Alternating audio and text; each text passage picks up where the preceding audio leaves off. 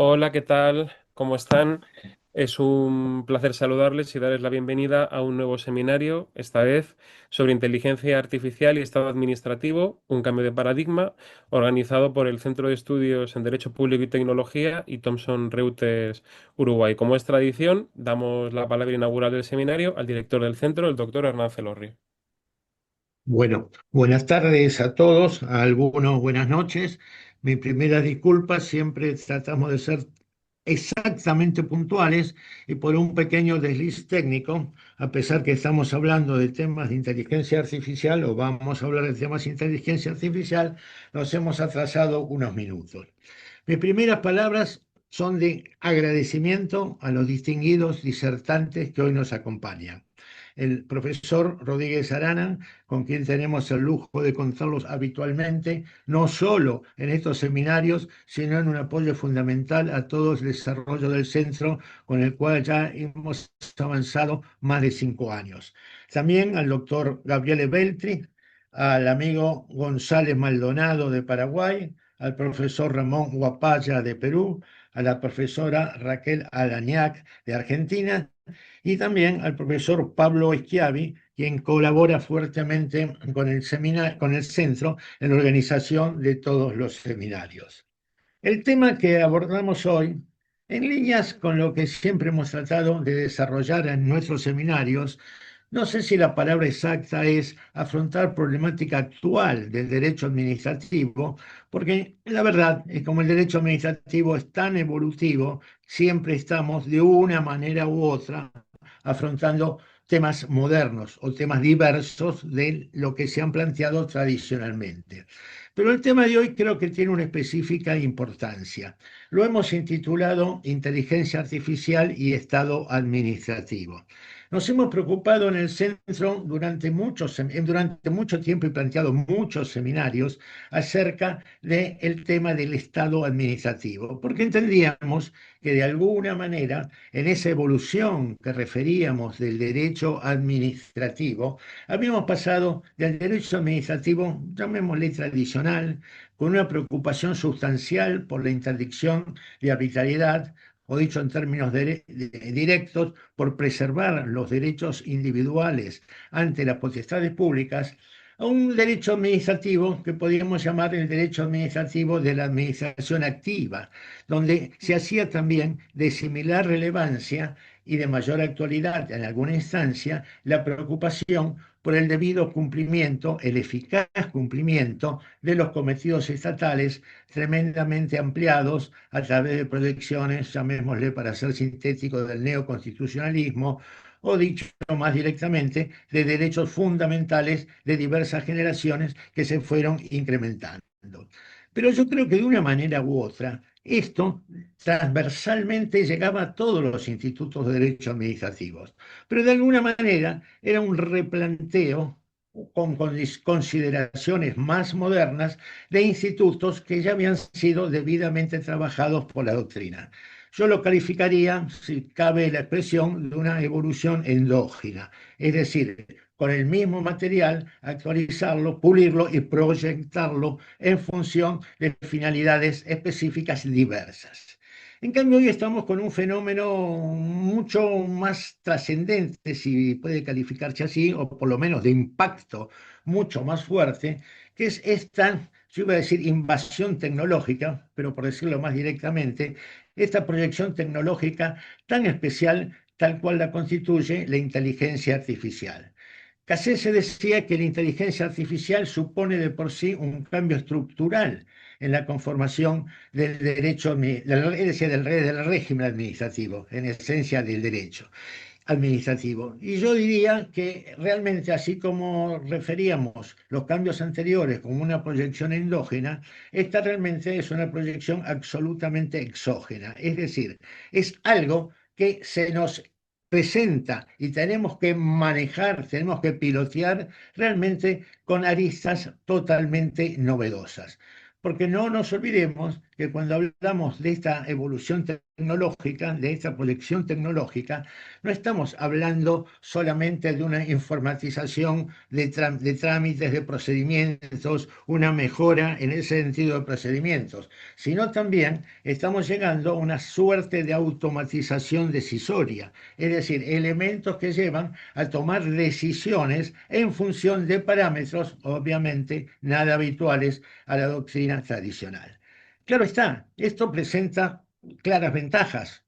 Yo diría en términos muy resumidos, bien manejado nos lleva a una eficiencia mayor, una eficiencia superior muy necesaria en tanto y en cuanto esta proyección de la administración activa con cometidos estatales tan diversos y de tanto alcance hace necesario, incluso por condiciones presupuestarias, actuar con la mayor eficiencia posible. Dicho de otra manera, como tantas veces hemos referido, a la condición de legitimidad que se mantiene incólume, también tenemos que agregarle la condición de eficiencia, porque si no fuere así, realmente en términos prácticos, en la praxis, estamos condicionando proyecciones de legitimidad sustancial. Pero así como rápidamente podemos visualizar esas ventajas, creo que también surgen nítidos una serie de problemas, yo diría, y valga la expresión, muy sustanciales, es decir, sustanciales de envergadura. Y yo lo resumiría muy rápidamente, son muchos más, al menos en tres aspectos. En primer lugar, lo que hace a los derechos fundamentales, a los derechos individuales. Es decir, esta proyección tecnológica de esta envergadura, de tanta novedad, nos hace necesario manejarnos con mucha prudencia a efectos que no ven afectados los derechos fundamentales. Es decir, así como cuando pasábamos del derecho tradicional a este derecho de la administración activa, que decíamos, tenemos que preocuparnos por nuevas proyecciones, acá creo que tenemos que ser un tanto retrospectivos y afirmar tremendamente, severamente, todo lo que la doctrina tradicional pudo configurar, dicho en términos muy resumidos, respecto a la interdicción de arbitrariedad. Y dentro de eso hay por lo menos dos o tres aspectos sustanciales. Hay que apuntar a una regulación adecuada, hay que apuntar a auditorías hábiles que ya van a tener otra magnitud y otras características y volver un poco más firmes sobre el concepto de tutela administrativa efectiva, sin la cual en un desarrollo tecnológico de estas características quedaría muy obnubilada, muy limitada la tutela judicial efectiva, principio sustancial de nuestro derecho administrativo. Y así como vemos estos problemas rápidamente enumerados como ante los derechos fundamentales, también creo que es importante recalcar lo que apunta a la participación democrática. Es decir, nosotros tenemos que buscar un nivel de participación adecuado que este nuevo marco tecnológico no digo que lo impide, pero sí lo complica si nos manejamos en proyecciones tradicionales. Y ese aspecto de nivel democrático por mayor o por real participación del ciudadano, se hace cada vez más relevante porque todos sabemos bien que en función del llamado derecho constitucional transformador, muchos son las prescripciones constitucionales que garantizan amplios derechos a los individuos, a las personas, y muy pocas son a veces las realidades con las cuales se puede consubstanciar. Dicho de otra manera, sobre todo en los derechos de segunda generación, vemos grandes prescripciones constitucionales y dificultades tremendas en la praxis para su efectiva aplicación, lo cual a nadie le escapa que hay un déficit democrático muy serio, con proyecciones populistas muy graves y que no hace falta insistir porque la hemos visto en numerosas ocasiones y quiera Dios que no, pero yo me temo que los vamos a seguir viendo con mayor asiduidad. Y en tercer lugar, yo diría que hay que tener una preocupación sustancial por los temas de juridicidad.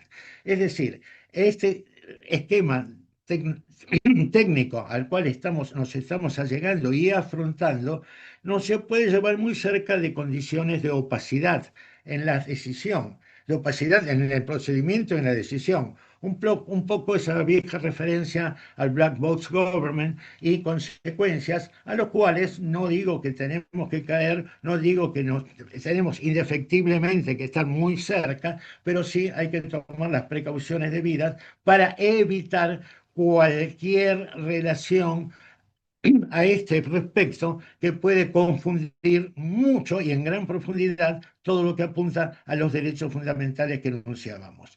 Y también en este sentido vamos a tener que poner mucho énfasis en el manejo de los espacios deliberativos, cuidando el tema de motivación y también a la explicabilidad de las decisiones. No nos olvidemos que ya habíamos referido, estamos apuntando a la automatización decisoria, con lo cual tenemos el gran problema de cómo se pueden pilotear adecuadamente las auditorías que pongan a salvo o den plena seguridad a los derechos que pueden estar involucrados. Y por otro lado, también en términos positivos, en cuanto a la eficiencia que podemos obtener, también a este respecto tenemos que ser muy puntillosos en cuanto verifiquemos aspectos procedimentales que aseguren debidamente el principio de igualdad. Es decir, a medida que la decisión se puede tornar a proyectarse en compartimientos de mayor opacidad, creo que no existe duda en que tenemos que tener mayores precauciones, mayor énfasis en las disposiciones normativas que proyectemos para asegurar principios de igualdad.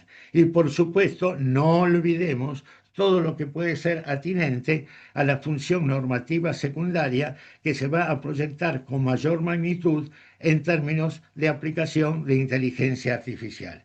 Y también a nadie escapa que esto va directamente involucrado en la implementación de políticas públicas. Creo que todos estos riesgos tenemos que asumirlos y de alguna manera enfrentarlos adecuadamente. Y en ese sentido creo que también es importante, más allá de las decisiones específicas a las cuales se debe apuntar, que las proyecciones normativas que se pueden definir, creo que de alguna manera también es útil manejarnos con algunas proyecciones principialistas. Creo que así como en el régimen general nosotros nos manejamos hoy más allá del derecho positivo puro, con una proyección principial en la cual o en función de la cual podemos llegar a una mucho mejor cobertura de derechos fundamentales que lo que pudieran surgir específicamente de normas específicas, y vuelvo con la palabra, de normas específicas, de normas particulares, creo que de alguna manera también hay que darle a todo ese esquema de proyección tecnológica un encuadre principal. Y en ese sentido hay muchas legislaciones muy avanzadas en estos temas en la Unión Europea, de alguna manera en sentido más limitado, más particularizado también en el derecho americano, pero quería por lo menos simplemente referir algunos principios sustanciales que son básicamente admitidos por haber sido enunciados por el OCDE. El OCDE tiene unos principios sobre inteligencia artificial allá del año 2019, actualizados en el 2024, y simplemente quería enumerarlos porque creo que de alguna manera van generando el marco adecuado dentro del cual tenemos que estructurar nuestros desarrollos de inteligencia artificial y Estado administrativo. Dicho rápidamente, para no robarle más tiempo a los distinguidos oradores que nos acompañan, el OCDE, los principios que la OCDE denunciaba en la actualización del 2024 eran cinco. En primer lugar, decían que el esquema lo encuadraban como principios básicos en valores, obviamente porque la relación principal y valores es natural. Se decían simplemente, en primer lugar, la preocupación por un crecimiento inclusivo, y creo que esto es clave hacia el aspecto de igualdad sustancial, desarrollo sostenible y bienestar. Segundo lugar, el respeto al Estado de Derecho, derechos humanos y valores democráticos, es lo que rápidamente quise enumerar al principio. En tercer lugar, transparencia y explicabilidad, obviamente para limitar al máximo todas estas referencias a la opacidad que aludíamos.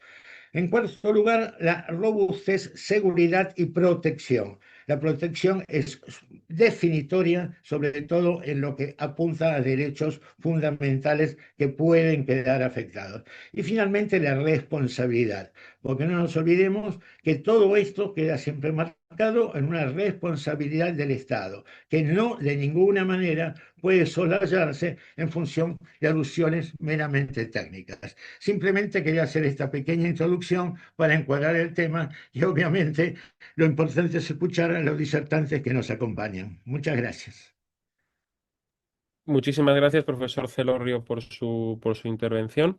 Ahora damos ya por fin comienzo al seminario. Tendrán los ponentes unos de 10 a 15 minutos para sus intervenciones y damos las palabras y da comienzo el seminario el doctor Jaime Rodríguez Arana, catedrático de Derecho Administrativo en la Universidad de La Coruña y presidente del Foro Iberoamericano de Derecho Administrativo. Cuando quiera, profesor, tiene la palabra. Muy buenas tardes, buenos días a todos ustedes. Un saludo muy cordial desde España para participar en este seminario sobre inteligencia artificial y Estado administrativo, un cambio de paradigma.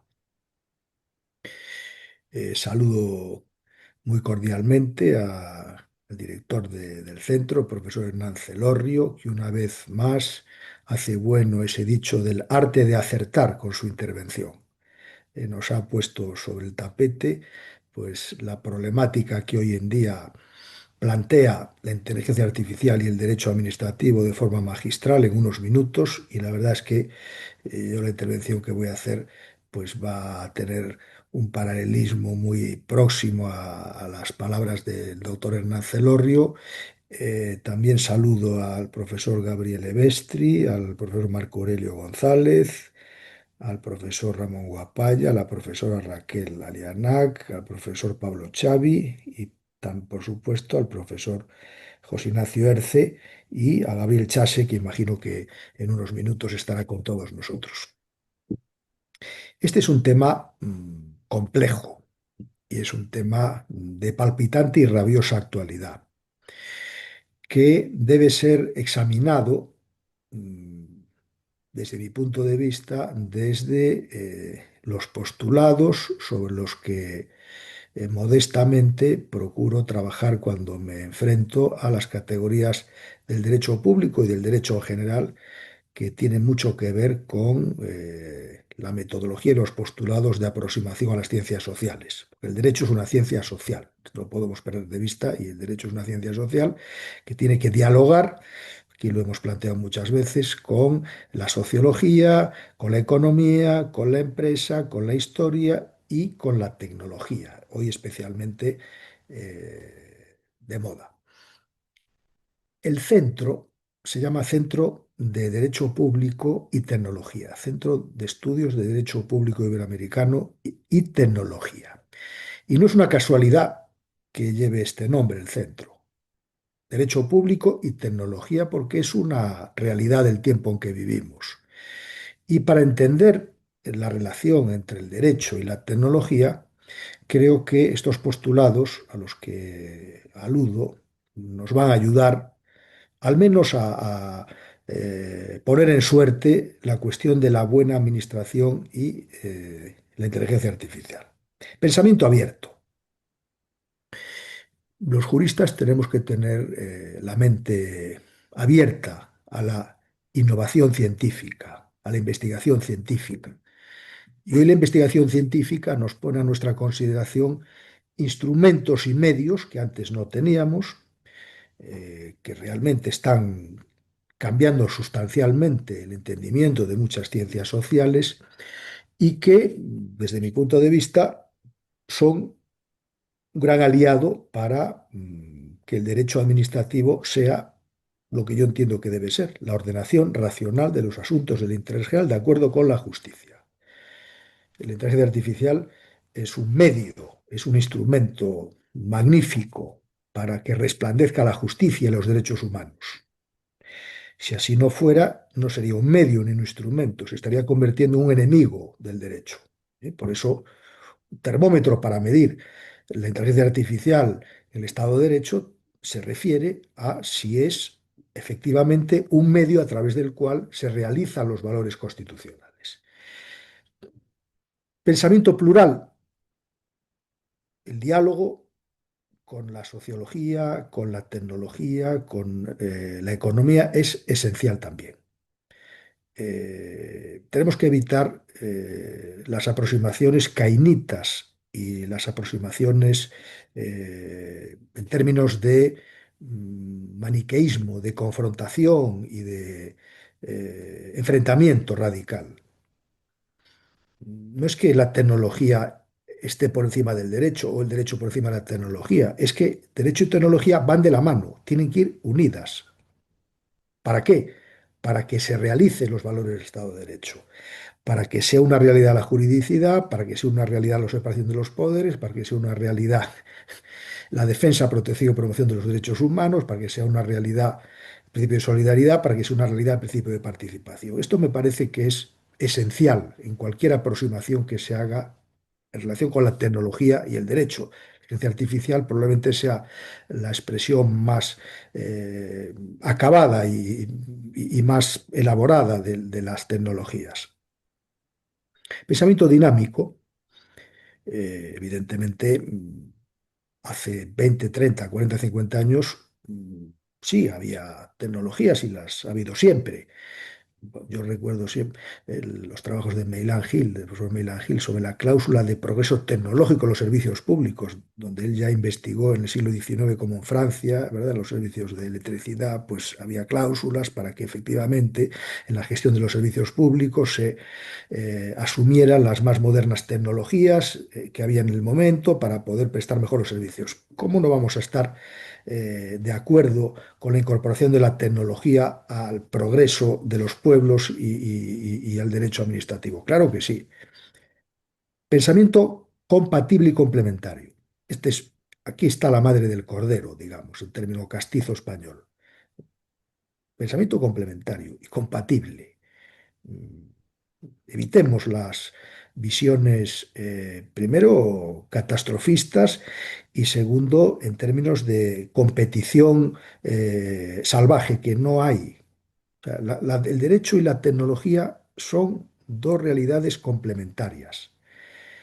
Lo digo porque ha habido tiempos en los que cuando se habla de la eficiencia, por ejemplo, en relación con los valores del Estado de Derecho, pareciera que la eficiencia es un enemigo del derecho. Y acuérdense, los más viejos, los que tenemos mis canas, mm, pues recordamos aquello que se hablaba en los años 90, 80, finales del siglo pasado, de la huida del derecho administrativo, la huida hacia la eficiencia, como si la eficiencia fuera una característica ajena al derecho administrativo, que no lo es, nunca lo ha sido. Lo que pasa es que cuando no se entienden cabal y adecuadamente las instituciones jurídicas, pues aparecen estos planteamientos de contradicción continua, de oposición y enfrentamiento que nada ayudan al progreso y a la realización de los valores del Estado de Derecho. Pensamiento centrado en la dignidad de la persona. Esto quiero recalcarlo, quiero subrayarlo convenientemente, lo ha dicho muy brillantemente el profesor Hernán Celorrio, la incidencia de los derechos fundamentales que parten de la dignidad humana, y es verdad, las nuevas tecnologías pueden ser un instrumento fabuloso para mejorar la participación ciudadana. ¿En qué? En la elaboración de las normas, en la relación de las políticas públicas, porque pueden ayudar a comprender mejor, por ejemplo, aspectos que tienen que ver con la medición de las políticas públicas. La inteligencia artificial es una revolución en este sentido. Y creo que hay que ponerla a disposición de los usuarios de los servicios para que puedan, ¿verdad?, hacer aportaciones que mejoren ciertamente la realización de esos servicios públicos. Eh, Me parece que esta consideración de la centralidad de la dignidad de la persona es fundamental porque si la nueva tecnología se orienta a la participación real de la ciudadanía, se orienta a la transparencia, se orienta a la motivación, que también ha sido citada por el doctor Hernán Celorrio y que, bueno, pues es un punto, un desafío que tenemos. Es compatible el automatismo de las decisiones con adecuadas motivaciones de elementos que hay que considerar, cada uno en sus justos términos. Yo sí voy a señalar dos puntos que me parecen esenciales. Uno tiene que ver con la discrecionalidad y otro tiene que ver con el control. Porque ustedes saben que uno de los elementos que está en la base de la construcción de la inteligencia artificial se llama algoritmo. Algoritmo es un término técnico, pero es un término técnico que tiene que estar enmarcado en el Estado de Derecho. Y para eso tiene que haber control y participación ciudadana en el diseño de los algoritmos. No nos pueden decir, parafraseando la doctrina del acto político, que ahora hay actos tecnológicos que no se pueden controlar porque proceden de un mundo completamente inaccesible al ser humano que domina el argot de una serie de tecnólogos y que eso no se puede poner en la consideración general porque es imposible. Esos tipos de argumentos no son de recibo, ya los hemos visto en el pasado aplicado a otras propiedades del conocimiento y hemos visto también las consecuencias funestas que se derivan de tales formas de entender la cuestión. Por eso, qué importante es que haya participación en los algoritmos, qué importante es que se controlen los sesgos de los algoritmos.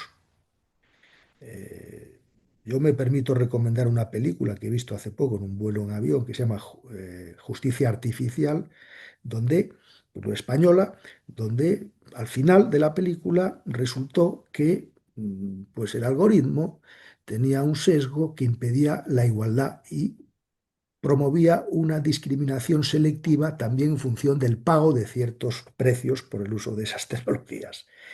Eh, es otro punto también muy importante, porque es evidente que podemos pensar que ciertas decisiones pueden ser realizadas con la inteligencia artificial. Lo que pasa que cuando hay que evaluar y valorar aspectos que tienen que ver con los derechos humanos, no digamos con la sensibilidad democrática, es muy difícil que una máquina pueda tener este tipo de emociones o de aproximaciones, porque es una máquina muy perfecta, no es un ser humano, y por lo tanto la vinculación y el compromiso con los derechos humanos es un asunto que tiene que estar siempre presente para que la tecnología sea lo que tiene que ser, un instrumento al servicio de la dignidad del ser humano. Yo quiero pensar, ¿verdad?, en las magníficas propiedades que tiene la inteligencia artificial en el procedimiento administrativo, para toda la fase de información pública, las fases de las audiencias.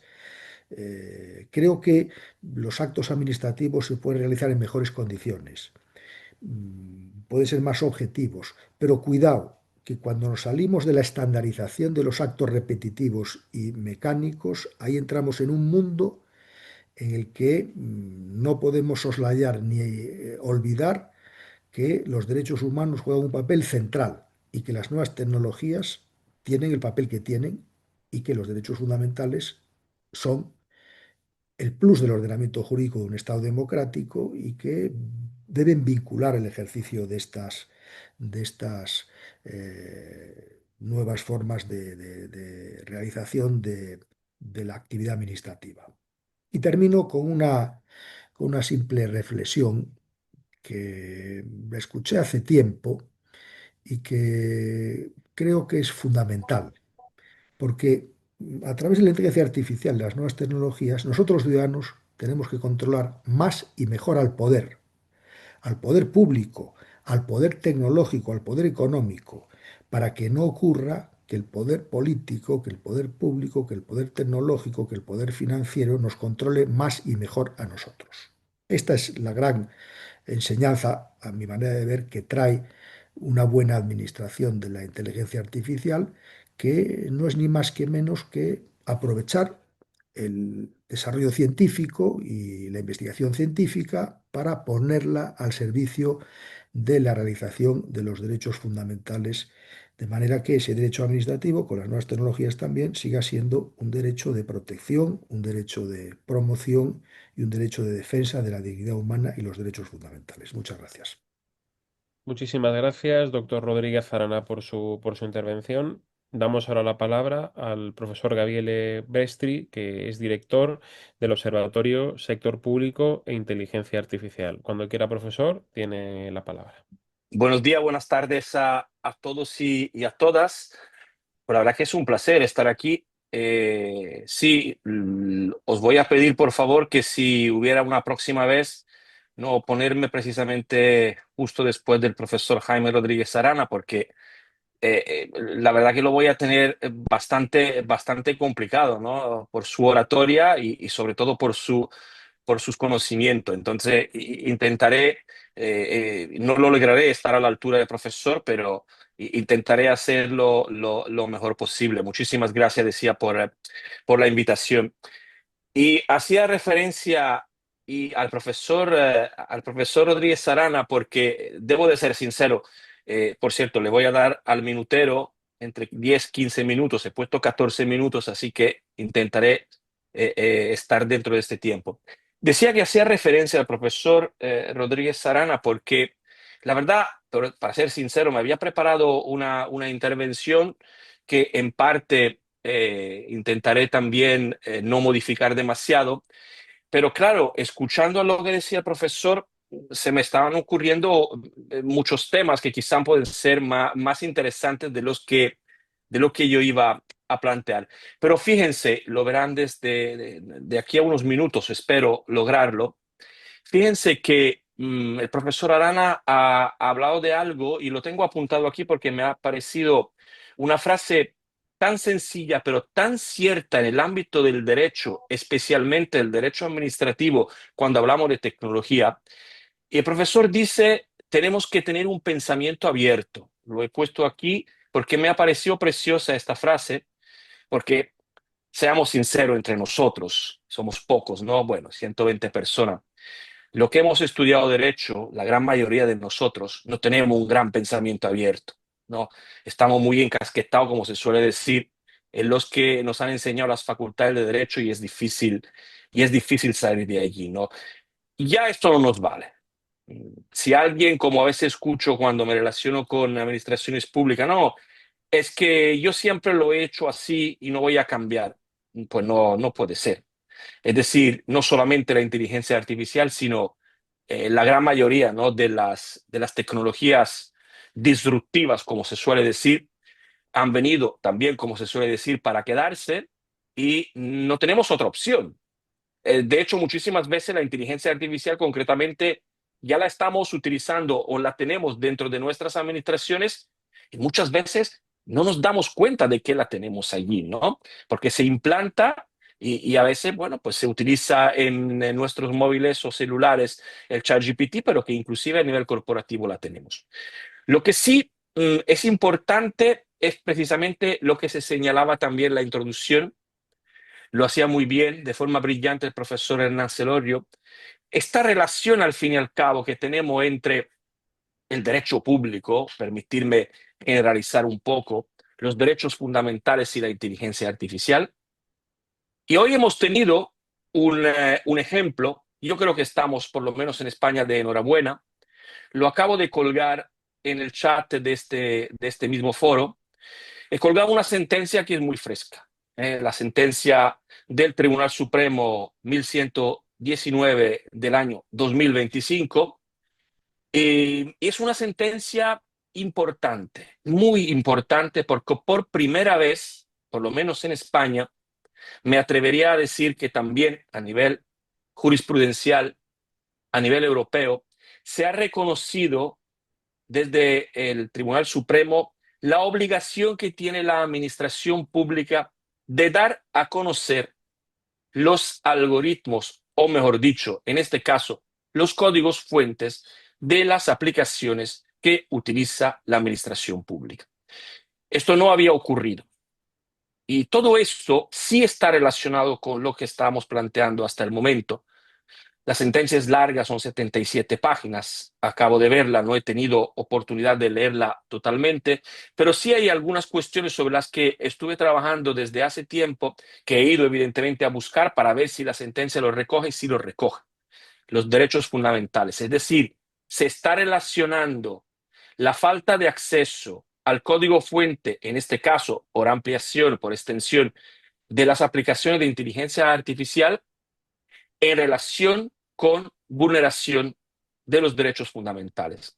Especialmente se menciona en el caso español el artículo 24 de la Constitución, tutela judicial efectiva, artículo que como derecho fundamental está incluido en la grandísima mayoría de las constituciones mundiales, así que por extensión también podemos pensar que el código fuente ya se ha convertido, ahora sí, en España, en un elemento que hay que dar a conocer para garantizar precisamente los derechos fundamentales.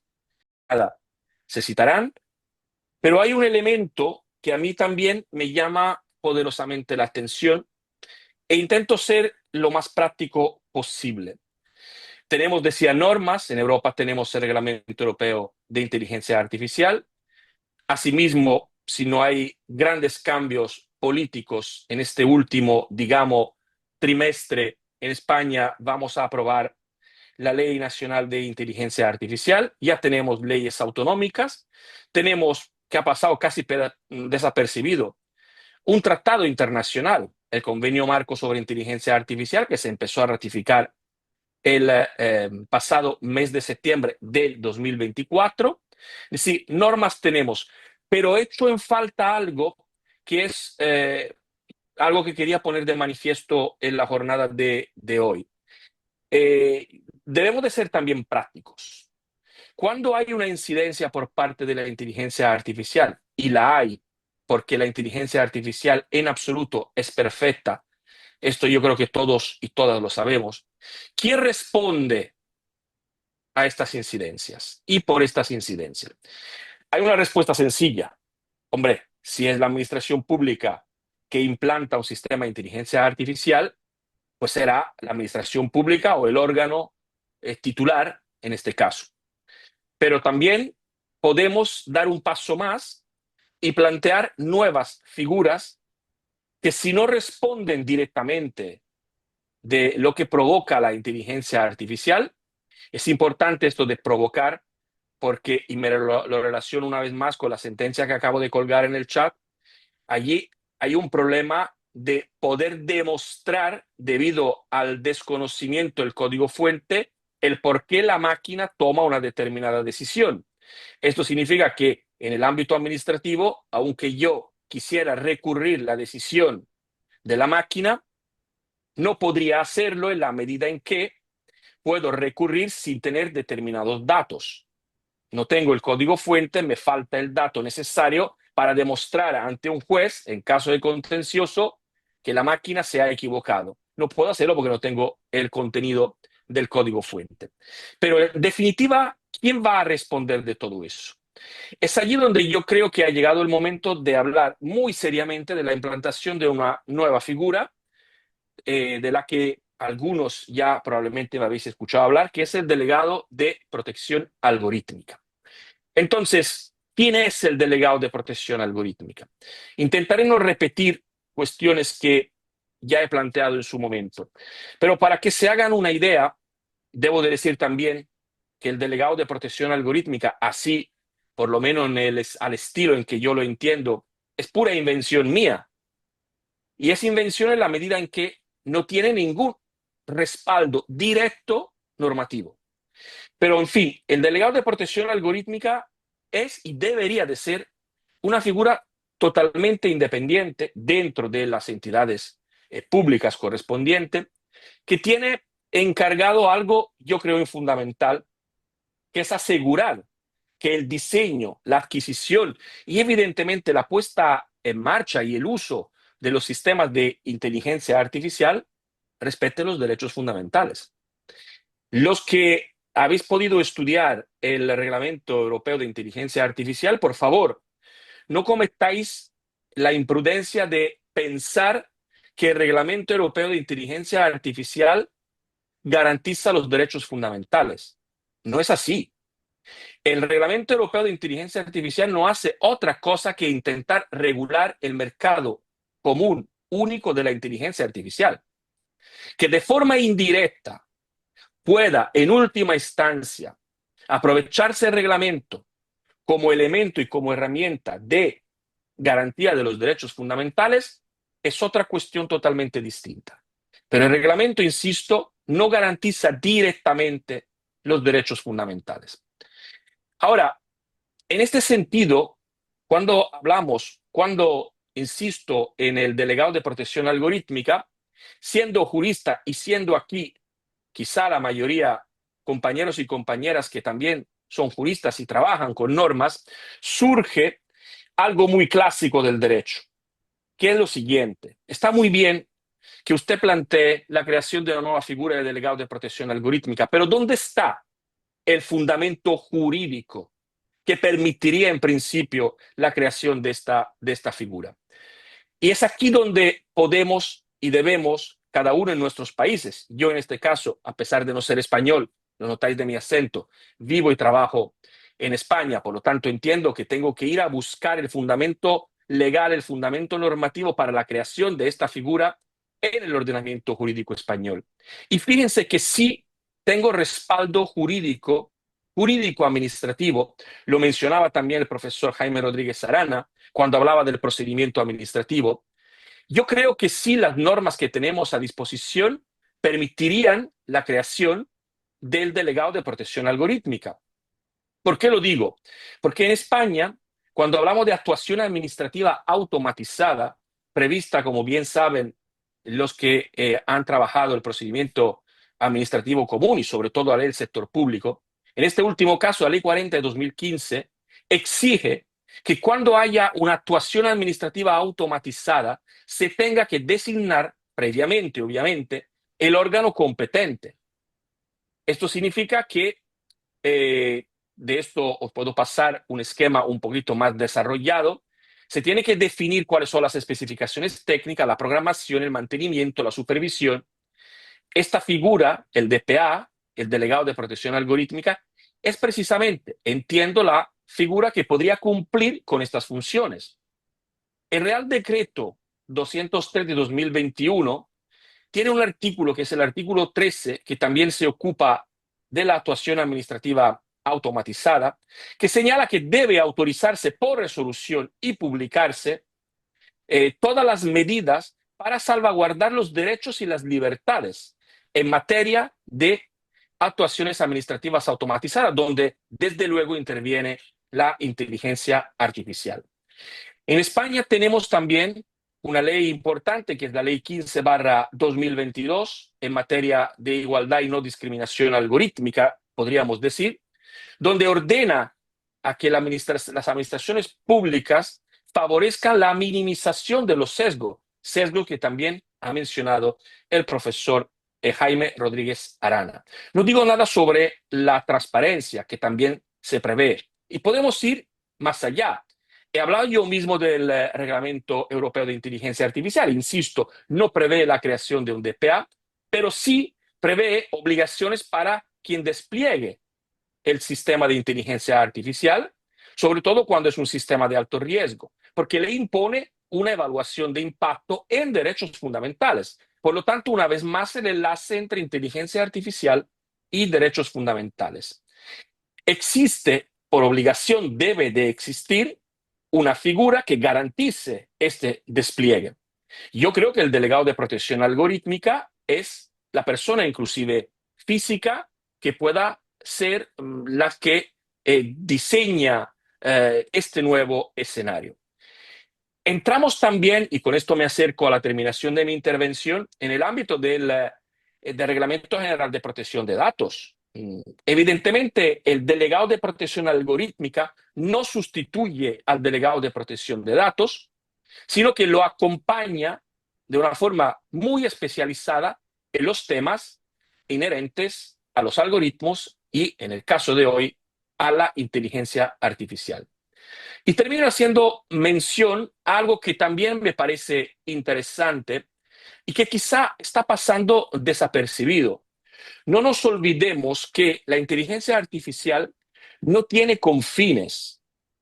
Esto significa que tenemos que empezar a pedir dentro de las administraciones públicas de forma mucho más fuerte que se aplique también los protocolos, en este caso, de las normas ISO 42001, que son verdaderamente aquellas normas que pueden de alguna forma unificar el acceso proactivo a la inteligencia artificial. Desde luego, y termino, es importante que alguien se haga cargo de todo lo que yo he intentado muy brevemente mencionar en el día de hoy. Insisto en que esta persona especializada debería y podría ser una figura parecida al delegado de protección algorítmica, que no es lo que se suele luego decir el CAIO, por ejemplo. Son dos figuras distintas. El CAIO puede identificar el viaje, pero el DPA tiene que cumplir con el viaje. Pero yo creo que el DPA sí va a ser una figura fundamental, especialmente en las administraciones públicas. Cuestión distinta es si existen o no los recursos para poder implementar esta nueva figura, pero también tengo que ser muy sincero, muchas veces nosotros seguimos siendo teóricos, seguimos siendo muy románticos en nuestras intervenciones y quiero yo esperar de verdad que no exista esta verdadera barrera económica para implementar una nueva figura que de alguna forma garantice finalmente lo que brillantemente ha mencionado el profesor Jaime Rodríguez Arana y que seguramente los compañeros y compañeras mencionarán también a lo largo del día, que son precisamente los derechos fundamentales que en este momento siguen siendo la única herramienta fundamental de convivencia. Muchísimas gracias. Muchísimas gracias, profesor Gabriele, por su intervención. Damos la palabra al profesor Marco Aurelio González, que es profesor de Derecho Administrativo de la Universidad Nacional de la Asunción. Cuando quieras, profesor, tienes la palabra. Muchas gracias, profesor Ignacio Erce. Muchas gracias a todos. Es para mí un honor participar de este evento. Evidentemente, no puedo compartir la presentación, no sé cuál es el inconveniente, pero de todas formas voy a continuar con la presentación. Bueno, a mí me toca hablar del tema la inteligencia artificial y la regulación financiera. Este es un tema que, como ya se ha dicho, eh, tiene enormes desafíos. No me voy a meter a todo lo que tenga que ver con protección de datos, regulación y todo lo que ya se ha señalado cuanto antes, primero porque comparto, ha sido mucho más clara las presentaciones, tanto el profesor Celorio como Jaime y quien antecedió lo han abordado de manera precisa y clara. Me, me voy a enfocar yo al uso de la inteligencia artificial en el marco de la regulación financiera. Y aquí tenemos, o sea, somos conscientes que los datos que son consumidos por la inteligencia artificial obviamente sirven para analizar el contexto, para tomar decisiones. Es obviamente o cumple de manera evidente un rol analítico.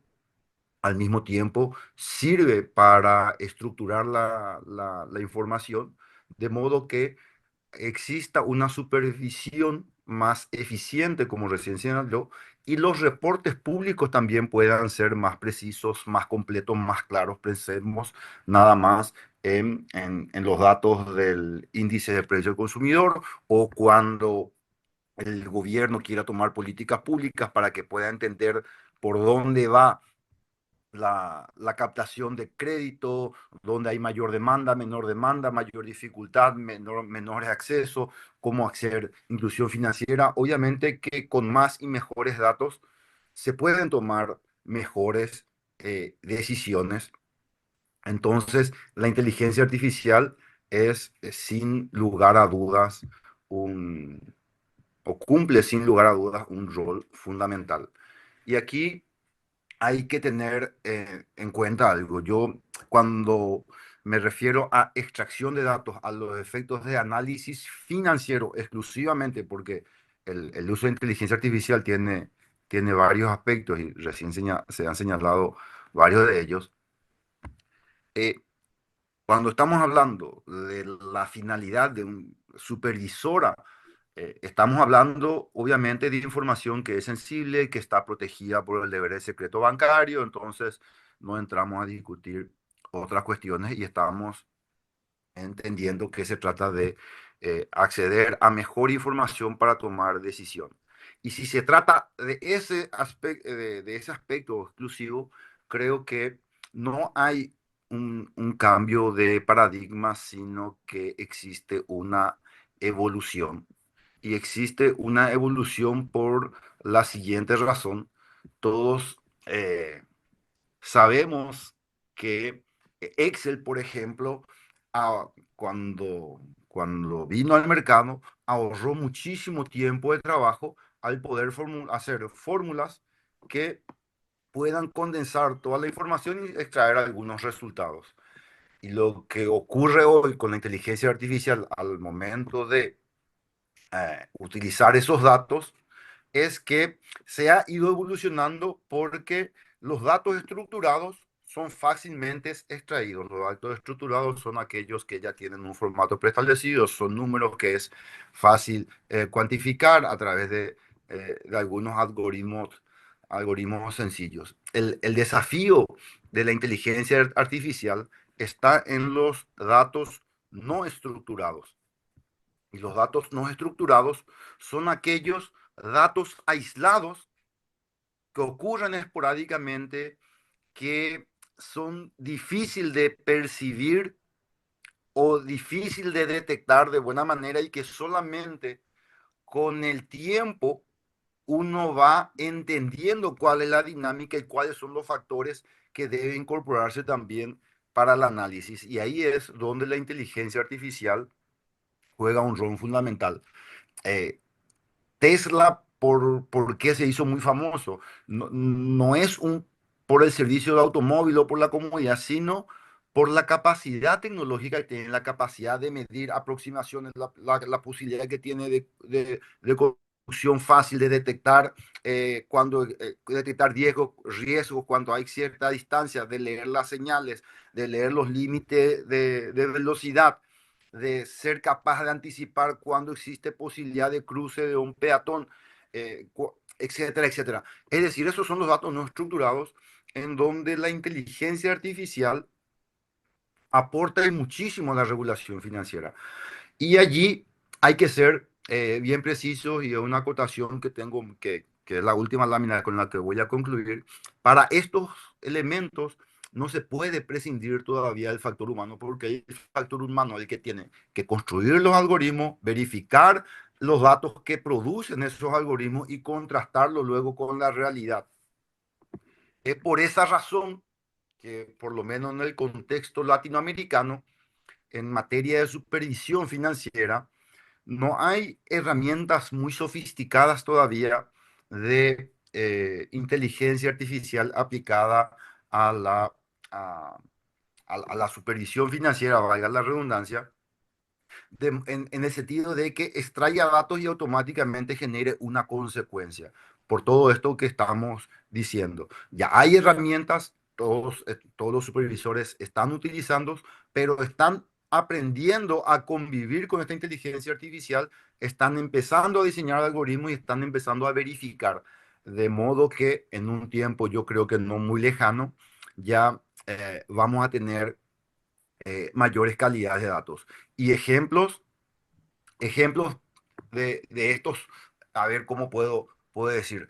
Cuando un supervisor tiene la experiencia de qué es lo que va detectando en una entidad financiera, sabe, por ejemplo, que una entidad que cayó en insolvencia o que estuvo en riesgo o que tuvo unos problemas de liquidez, trata de entender cuál fue la causa o cuáles fueron las causas y a partir de allí, con ese conocimiento de esas causales, puede meter en los motores de búsqueda o en los algoritmos para generar un poco la dimensión, porque pongamos un ejemplo, cuando una de las causales haya sido el deterioro de la cartera de créditos, porque eh, eh, en los últimos días, antes que venzan, es que las entidades o esa entidad aceptaba el pago fraccionado para evitar la reclasificación y con eso evitar la previsión y con eso ir pateando nomás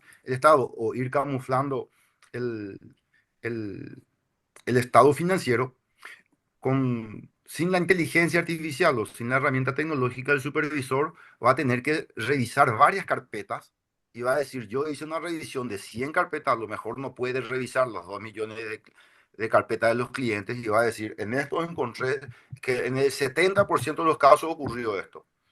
Entonces, si con base en esa input, en esa información, puede meter la información en la inteligencia artificial y pedirle que extraiga esos datos, obviamente va a ser mucho más fácil, mucho más rápido y ahorra muchísimas horas, muchos días y muchos meses de trabajo y para llegar a una conclusión mucho más consolidada, porque las informaciones sí ya son proveídas en formato electrónico. De hecho, una de las herramientas más utilizadas, que es eh, el Office de Microsoft, ya tiene una herramienta que con simples datos puede extraer muchas variables que son sumamente útiles. Obviamente, y esto, eh, y aquí cabe reiterar, todos se tratan de algoritmos donde la inteligencia artificial puede incluso generar reglas para evacuar respuestas, pero hay que entender cuál es el funcionamiento, como bien se explicó antes, no solamente el administrador se merece una explicación de por qué actúan los supervisores, ya sea a través de una constatación física o tecnológica o algorítmica, hay que entender, hay que controlar y hay que evaluar los resultados y después de evaluar los resultados hay que contrastar la información. Por ende, en esta etapa y por lo menos durante unos pocos años más, yo creo que va a ser imprescindible la actuación del factor humano para acompañar al desarrollo tecnológico. Obviamente, cuando la inteligencia artificial vaya comprendiendo los riesgos, las evidencias que nosotros vayamos y vaya entendiendo cuáles son los comportamientos del mercado y entienda todo el sistema de supervisión basado en riesgo y entienda cuáles son los límites normativos y pueda generar información adicional, obviamente que no estamos lejos de decisiones que probablemente puedan automatizarse. Actualmente en la región, como le dije, eso todavía no hay experiencia de eso en materia de prevención del lavado de dinero, donde más inversión de recursos hay, por ejemplo, por citar un ejemplo, Italia acaba de invertir 30 millones de dólares para el desarrollo de una herramienta con fuerte, eh, eh, una fuerte fuente tecnológica de inteligencia artificial, es decir, tiene sus costos, obviamente. Vamos a ver si con el tiempo estos desarrollos tecnológicos se expanden. Lo normal es que cuando después de este tipo de experiencias resulta ser que los resultados son más óptimos, son más eficientes, que los datos son fiables, que se pueden ahorrar tiempo, esfuerzo, obviamente esto se va expandiendo. Los resultados lo vamos a tener a la vista, pero eh, eso creo que son los esfuerzos que se están haciendo. Ahora, dentro del ámbito bancario financiero, se habla de dos elementos o dos condiciones en los cuales puede incidir mucho no solamente la inteligencia artificial, sino el propio hecho de compartir los datos. Tenemos por un lado el Open Banking y por otro lado el Open Finance. El Open Banking es sencillamente eh, cuando las entidades financieras comparten entre sí tanto la información negativa de los clientes como la información positiva. Según las legislaciones, algunos países como Paraguay solamente permiten que se comparta la información negativa, otras legislaciones ya desde hace tiempo permiten que se comparta también la información positiva, de modo que eso genere competencia en el mercado, porque al ver las condiciones del competidor, el- la competencia puede ofrecerle al cliente mejores alternativas. Obviamente, eso depende de la regulación, de la legislación, de lo que permita y de lo que se obtenga en desarrollo normativo en cada jurisdicción. Por otro lado, tenemos el Open Finance, que consiste en no ya solamente compartir información negativa y positiva entre los supervisados de la superintendencia de bancos, por ejemplo, sino entre todas las entidades del sistema financiero, es decir, supervisados de varios reguladores, como el mercado de seguros, el mercado de capitales, el mercado financiero. Entonces, a partir de allí, se pueden generar también mejor estrategia incluso de inclusión financiera, y eso son allí sí, en la región todavía por lo menos eh, se está hablando muy fuerte de esos temas. Hay algunos países que lo están explorando y creo que son las discusiones que se plantean en el ámbito financiero, en el ámbito de la supervisión financiera, acerca del futuro regulador sobre el uso de datos, la, el hecho de la posibilidad de poder compartir esos datos y, y obviamente dentro de todo eso juega un papel fundamental la inteligencia artificial, porque la inteligencia artificial no es otra cosa que analizar estos datos para extraer información y tomar decisiones para todos los actores. El sector privado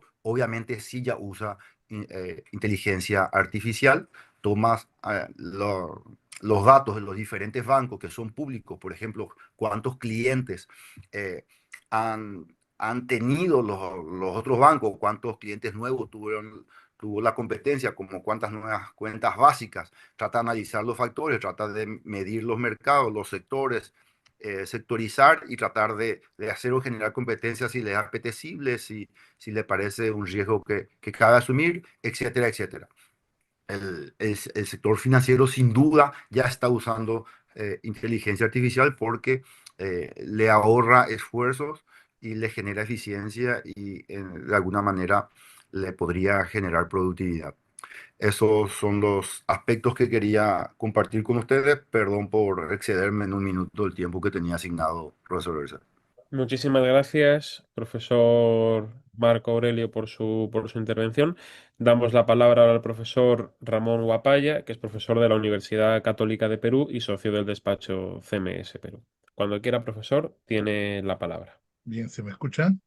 Sí, Sí, sí, muchas gracias, querido Nacho, profesor Celorrio, profesor Xavi, muchas gracias por la invitación tan gentil que me hacen y la verdad, muy contento de poder compartir nuevamente un espacio acá en el Centro de Investigación de Derecho y Tecnología. La verdad es que siempre es un honor y además haber podido escuchar a mis queridos colegas, tanto a Marco como a Gabriel y a Jaime, con estas exposiciones que me han antecedido y a Hernán sobre todo. La verdad es que siempre, digamos, es un reto poder decir algo nuevo, digamos, aquí, digamos, en estas jornadas. Me enfrento a lo mismo que decía Gabriele sobre el tema de hablar después de Jaime y Hernán, es bien difícil y de ellos también. En general, me ha tocado a mí hablar sobre el tema de inteligencia artificial y procedimiento administrativo. Y creo que ahí hay un tema bastante interesante, sobre todo, digamos, digamos, creo yo que el procedimiento administrativo sigue siendo, digamos, un tema, esta frase, digamos, de verter vino nuevo sobre odres viejos. O sea, el marco de la ley de procedimiento administrativo española clásica, en este caso la ley es 3940-2015, sobre lo que es, digamos, la inteligencia artificial y estos fenómenos asociados a la misma, creo, digamos, que ya no responde al modelo actual de administración pública, digamos, de gobernanza, buena administración, transformación digital, digamos, creo que ya no calza. Ojo, y sobre todo la actuación administrativa automatizada. Lo digo y a riesgo, digamos, de parecer de repente un poco, digamos, eh, eh, un poco dramático, no sé, o de repente un poco provocador, no lo sé, pero en general, digamos, creo que el molde de las leyes tradicionales de procedimiento administrativo se hicieron para una época de una administración pública basada en el papel y basada, digamos, fundamentalmente en el modelo de burócrata humano sentado en un escritorio, fundamentalmente. Y digamos, ese modelo, que es el modelo de la ley española de 1958, y que fue, digamos, y esto lo ha estudiado González Pérez, Prior Carías, para el caso latinoamericano, ese modelo luego llega a América Latina y se copia en casi todos los países, digamos. Todos los países, digamos, latinoamericanos son herederos de, digamos, la ley española del 58, que finalmente es prácticamente lo mismo. La ley del 92 y hoy día, aunque la hayan partido en dos, es prácticamente lo mismo. La ley 3940-2015, las leyes siamesas que, digamos, se ha dicho por ahí. Pero de temas, digamos, digitales o temas, digamos, de inteligencia artificial, nada. Y además de calzar las nuevas formas de actuación administrativa, sobre todo lo que se viene a llamar actividad administrativa informal, es decir, aquella actividad no procedimentalizada o que se resista a procedimentalizarse. Eso no entra, digamos, dentro de la construcción del algoritmo. Y fíjense que todos los esfuerzos que se están haciendo ahora a partir, digamos, del reglamento de inteligencia artificial de la Unión Europea, hoy en día, digamos, no calzan o no encajan tan bien, digamos, con la ley de procedimiento administrativo. Ese es un primer tema, creo yo, que hay que tratar. O sea, el procedimiento administrativo tradicional, por más que se haga con computadoras, digamos, no es lo mismo. O sea, no es lo mismo un procedimiento automatizado o un procedimiento usando, digamos, algoritmos que un procedimiento, digamos, eh, que un procedimiento, ojo, usando soportes electrónicos. No es lo mismo. No es lo mismo. Y esto ya lo dijo Isaac Martín Delgado hace mucho tiempo, digamos. O sea, una cosa es usar computadoras, usar soportes digitales, y otra cosa es que la máquina reemplace el proceso humano decisorio. Es otra cosa. Y hoy día ya nos estamos enfrentando a eso. Porque, y en esto, digamos, yo soy bien sincero, siempre me gusta mencionar las fuentes, porque creo, digamos, que muchas veces no inventamos las cosas de cero. Esto lo ha hecho Baquer hace poco, un libro bien interesante, que ha coordinado en el tema de la actuación administrativa automatizada. Me parece un libro de referencia hoy en día.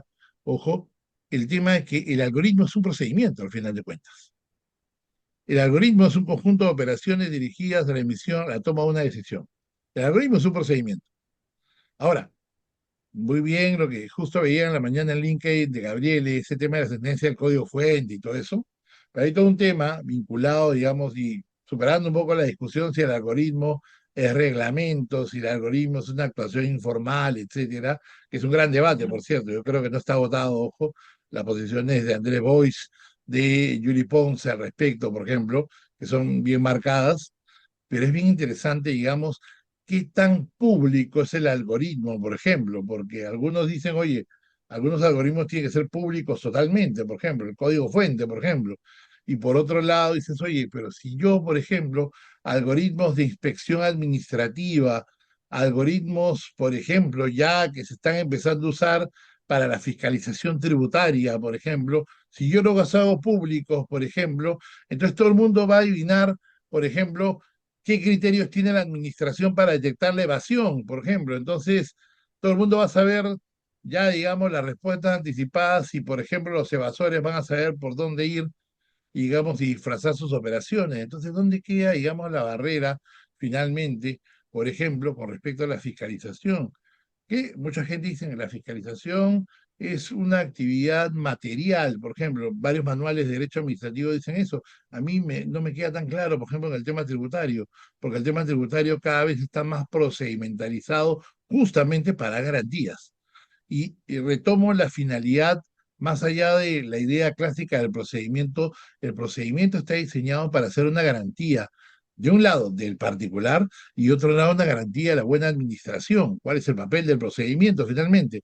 Es una garantía de buena administración.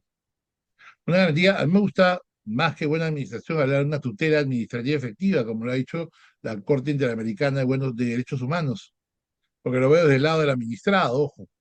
Y que dice buena administración lo ve del lado de la administración, creo yo. Y me parece bien, digamos, creo yo, que hay, es como ver, digamos, las cosas, digamos, desde dos, el cristal, digamos, de un lado y del otro.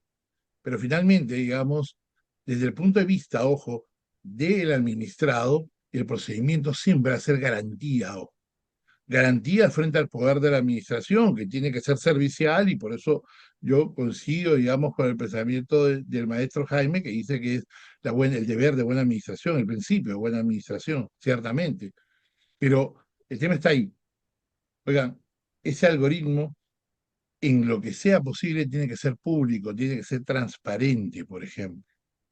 Y eso es importante, ojo, para justamente librarse del sesgo algorítmico, justamente, porque ahí es donde están los problemas, justamente. En el sesgo algorítmico, por finalmente no hay que olvidarse que detrás del algoritmo hay un programador, y el programador es un humano, finalmente. Entonces, ese humano es el que le da los sesgos al algoritmo, y justamente, digamos, el que pone la receta del algoritmo. Y entonces, ese algoritmo puede estar sesgado para detectar, digamos, de manera discrecional, arbitraria. O sea, finalmente el producto del humano sesgado es el algoritmo. Nosotros, digamos, en Perú es una cosa rara. Sacamos hace 2 años una ley de inteligencia artificial también, que es una ley declarativa, con muchos principios, les diré, es una ley de pocos artículos, pero curiosamente le han sacado un reglamento. Acaba de salir hace 2 semanas. Se acaba de publicar en el Diario Peruano, les comento, el martes 9 de septiembre, el Decreto Supremo 115-2025-PCM, que es de acceso libre, pero voy a tratar de colgarlo acá en el chat para quien lo quiera tener a la mano. Lo voy a colgar en un momento. Es el reglamento de la ley de inteligencia artificial. Y por ejemplo, justo lo veo porque hablaba eso tanto Gabriele como Marco, habla y tiene definiciones como por ejemplo la definición de sesgo algorítmico, que dice es el error sistemático que ocurre cuando un sistema basado en inteligencia artificial toma decisiones injustas, parciales o discriminatorias, debido a datos de entrenamiento, diseño del algoritmo o interacciones humanas sesgadas. Por ejemplo, eso es bien interesante. Ojo, no estoy diciendo que sea una cosa perfecta, de hecho ya tiene varias críticas, está empezando el debate, pero Perú es un país que, digamos, que ha tomado una iniciativa muy inspirada en el tema europeo de hacer un modelo, digamos, de regulación de inteligencia artificial. No sabemos, ojo, todavía ciertamente en qué va a terminar, pero ha hecho un modelo siguiendo mucho el estándar europeo. Como ustedes saben, un estándar chino, un estándar europeo, un estándar norteamericano de inteligencia artificial que están como en competencia todavía a ver cuál finalmente va a primar en el mundo. Pero ciertamente, digamos, el enfoque peruano se ha basado en el modelo europeo de gestión de riesgos, ciertamente. Entonces, regresando al tema del procedimiento, el tema de gestión de riesgos, a mí me parece, el tema, perdón, del algoritmo, su transparencia, su trazabilidad, me parece muy importante a mí. Ahora, el uso del algoritmo muy bien para ciertas cosas, pero el tema también que me preocupa en relación al procedimiento es el tema de la discrecionalidad y la revisión del acto administrativo. Como ustedes saben, algunas leyes, ya precursoramente, algunas leyes de procedimiento administrativo han prohibido el uso de sistemas automatizados para tomar decisiones discrecionales. El ejemplo es la ley de procedimiento alemana digamos, ya hace muchos años, yo creo que hace unos 10 años o más, tomó la decisión en el artículo 35 de la ley de procedimiento alemana de decir, no va a haber decisiones discrecionales basadas en sistemas automatizados. Y esa es una opción, digamos, ¿no? Pero en la realidad, ojo, hay varios países que ya están, digamos, sin decirlo, ojo, sin transparentarlo, están usando sistemas automatizados de tratamiento de Big Data, digamos, de predicción, de algoritmos predictivos, de algoritmos de inteligencia generativa para tomar decisiones discrecionales. Y eso, digamos, es algo que no es transparente, porque, digamos, no están cumpliendo esos principios que finalmente son necesarios justamente para la toma de decisiones administrativas. Y eso, digamos, justamente vulnera garantías de el debido procedimiento administrativo. Pero creo yo que, digamos, ya tendríamos que hablar de un debido proceso administrativo electrónico, un debido procedimiento administrativo digital, la base de la buena administración, especialmente una tutela administrativa efectiva digital, digamos, del ciudadano, justamente frente a esto. Esa es una idea y yo creo que ya hay que empezar a trabajar porque precisamente, oye, ¿cuáles son mis garantías frente a esto? Una garantía es la transparencia del algoritmo, una garantía es el control de los sesgos algorítmicos, la publicidad del código fuente, por ejemplo, el tema del derecho a que, digamos, si la decisión se toma en base a inteligencia predictiva o generativa, oye, tengo el derecho a saberlo y a controlarlo también. Por ejemplo, el recurso administrativo, ¿de qué utilidad va a saber? ¿Qué utilidad puedo, digamos, yo tener en un recurso administrativo si no puedo controlar el origen de la decisión, por ejemplo? Ese es un tema, digamos, que hay que trabajar también, la utilidad del recurso administrativo como derecho, ojo, pese a la crítica española clásica del recurso, diciendo, no, que digamos, el recurso administrativo es simplemente un obstáculo para ir al juez. Pero digamos, más allá de lo que puede pasar en el tema de la justicia digital, el tema es, oye, en vía administrativa todavía tenemos los recursos. Y les hablo particularmente desde la experiencia peruana. En Perú hay mucho recurso administrativo porque tenemos un sistema de muchos tribunales administrativos no judiciales. O sea, tenemos muchos, por lo menos unos entre 40 o 50 tribunales administrativos no jurisdiccionales. O sea, que son una vía administrativa previa antes de ir a lo judicial, por ejemplo. Entonces, para nosotros el recurso administrativo importa mucho como garantía, por ejemplo. Importa en competencia, en regulación, en servicios públicos, en mercado de valores, en tribunal registral, en propiedad intelectual, en marcas, patentes, en minería, tenemos en contrataciones por el Estado, tenemos un tribunal administrativo previo antes de ir al Poder Judicial. Entonces importa el recurso. Es medio más barato, gratuito inclusive, o con tasas, digamos, bueno, gratuito en general, no se cobra tasas, salvo alguna garantía por ahí, para ir a la justicia administrativa previa al Poder Judicial, por ejemplo. Entonces, ahí hay un punto. Y finalmente, ojo, más allá del tema del control de la discrecionalidad, digamos, o el uso de inteligencia artificial, que creo, digamos, que puede ser incompatible, ciertamente, hay un tema ahí que cubrir, está, digamos, el tema de la reserva de humanidad. Yo sí creo que ese es otro tema también. ¿En dónde va a haber reserva de humanidad en el tema del procedimiento administrativo?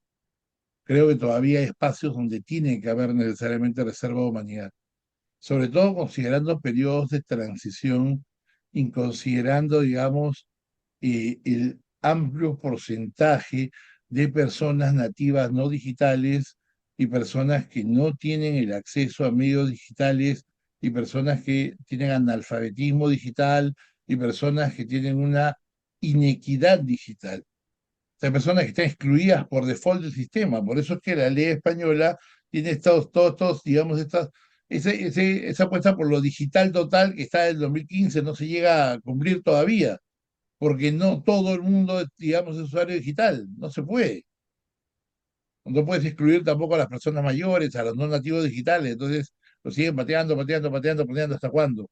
¿No? Entonces, si ni siquiera puede un país potencia de las 10 primeras economías del mundo, menos se va a poder en América Latina hacer un procedimiento totalmente electrónico o digital o ya con la, digamos, la intervención de máquinas. Y lo digo porque ahí hay un punto, digamos, donde la reserva de humanidad tiene que entrar necesariamente. Yo creo en ese tema que lo ha levantado Yuri Pons en su oportunidad y también algún libro ya italiano, que no recuerdo el autor ahorita, perdón, pero se me dio la memoria, pero creo que es un gran tema, la reserva de humanidad y, insisto, el tema de los controles. Solamente para mencionar un caso, en contratación pública usamos ya sistemas automatizados para, por ejemplo, con algoritmos para seleccionar contratos en materia, digamos, de ciertos bienes, digamos, estándares. Por ejemplo, usamos subastas inversas, por ejemplo, en el sistema de salud, por ejemplo. Y esos algoritmos, digamos, muchas veces son, digamos, diseñados para escoger precios, digamos, en subastas inversas donde, digamos, se va ocultando el precio, etcétera. Pero muchas veces y ha habido acusaciones que esos sistemas son intervenidos, son sistemas, digamos, que a veces han sido denunciados, que han sido hackeados, o que su código fuente ha sido, digamos, intervenido, porque justamente digamos, el sistema fue hecho para que no sea hackeado. Pero a pesar de eso, había gente que lo había filtrado para robarle los datos y tratar, digamos, de robar los precios secretos digamos, para artificialmente lograr eh, un precio menor, al oculto, Ramón, supuestamente. cuando puedas, cuando puedas, Ramón, porfa, para que no se nos vaya de Sí, tiempo, gracias. sí, terminando, sí, esto. Entonces, les digo, ningún sistema es impenetrable. Entonces hay un tema también colateral, que es el tema de la ciberseguridad, que hay que tenerlo en cuenta, digamos, en el uso de la inteligencia artificial. Y con eso termino porque creo que hay un montón de temas circulares frente al procedimiento administrativo. Muchas gracias. Gracias. Muchísimas gracias, profesor Ramón Huapaya, por su intervención. Ahora damos la palabra a la profesora Raquel Alianac, que además de ser profesora de Derecho Administrativo, es abogada también en el libre ejercicio, quien les dará una charla sobre la inteligencia artificial y la participación ciudadana. Cuando quieras, profesora, tienes la palabra. Bueno, buenas tardes. ¿Me escuchan ahora? Sí. Sí, se te escucha. Bueno, qué alegría, qué alegría. Bueno, primero agradecer muchísimo al doctor Celorrio por la invitación a participar de este seminario y aparte, bueno, a todos los organizadores y compartir panel con distinguidos profesores y con un montón de amigos y amigas que están presentes. Bueno, a mí un tema que me encanta es la participación pública. Yo no soy experta en inteligencia artificial, pero lo que vengo a proponer es una serie de reflexiones al respecto. Siempre en cada una de mis participaciones académicas, siempre yo revalorizo, porque es un tema que me encanta, el valor de la participación pública, ya sea como fenómeno de co-creación de normas administrativas o esa participación pública para el diseño, el control y la evaluación de políticas públicas, o también esa participación en procedimientos en los cuales es fundamental, como por ejemplo el análisis de impacto regulatorio, ex ante y ex post, que si bien no es obligatorio en la República Argentina, sí lo es en Estados Unidos y en muchos países de Europa, ¿no? Como paso previo a que el Ejecutivo pueda enviar un proyecto de ley al Parlamento, como paso previo a la emisión de una norma administrativa y como paso posterior para determinar si ha sido eficaz o no. Sin embargo, tengo que decir en Argentina, y me hago cargo de esto, que si yo enfrento el valor de la participación pública con la realidad, bueno, creo que es necesario. ¿Ahí se escucha? Sí. Listo, voy a continuar entonces. Bueno, entonces voy a analizar el impacto, el análisis de impacto regulatorio y la incidencia de la inteligencia artificial.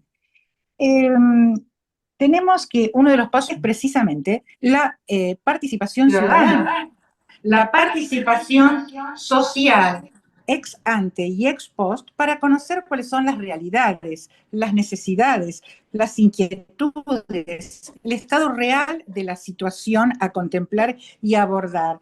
Y esto constituye una instancia previa al diseño de una determinada política o proyecto público que debe estar necesariamente basado en evidencia, porque en el siglo XXI la definición de la información necesaria, de las herramientas para poder ponderar los distintos efectos de las medidas proyectadas, de sus alternativas regulatorias y de los modos en que se va a implementar.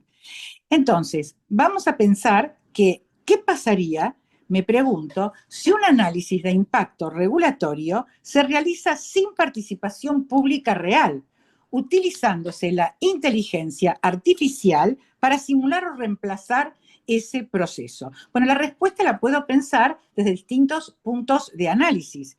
Por ejemplo, desde la ética. Bueno, desde la ética, si se sustituye la consulta pública con la inteligencia artificial, estamos directamente eliminando las voces de los ciudadanos, de las empresas, de las organizaciones de la sociedad civil, de las universidades, y por ende no habría ningún consentimiento social.